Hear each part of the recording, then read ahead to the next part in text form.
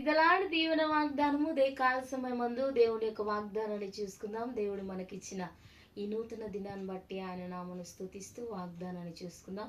యోబు గ్రంథం 22వ అధ్యాయము 27వ వచనం వాగ్దానము కాల సమయమందు దేవుని యొక్క వాగ్దానాన్ని చూసుకుందాం.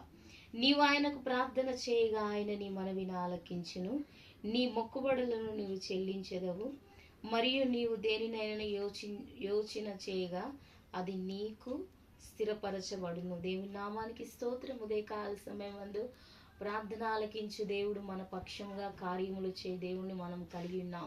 ఉదయకాల సమయమందు నువ్వు దేవుని సన్నిధిలో ఏదైతే విశ్వాసంతో ప్రార్థిస్తున్నావో, దేని విషయం అయితే దేవుని సన్నిధిలో కనిపెడుతున్నావో ఆ విషయంలో దేవుని యొక్క కార్యం దేవుడు జరిగించున్నాడని విశ్వసించి వాగ్దాన ప్రకారంగా దేవుడి వాగ్దానమును దీవించి మన జీవితంలో కార్యం జరిగించునుగా. ఆమేన్. దేవా నీకు వందనాలు. ఉదయకాలం నువ్వు ఇచ్చిన ఈ వాగ్దానాన్ని బట్టి వందనాలు. అవును ప్రభువా, నువ్వు ప్రార్థన ఆలకించు దేవుడిగా నువ్వు ఉన్నావు తండ్రి. నీవు నీ సహాయంను మాకు అనుగ్రహించమని యేసు నామమున అడిగి వేడుకుంటున్నాము తండ్రి. ఆమేన్. Praise the lord.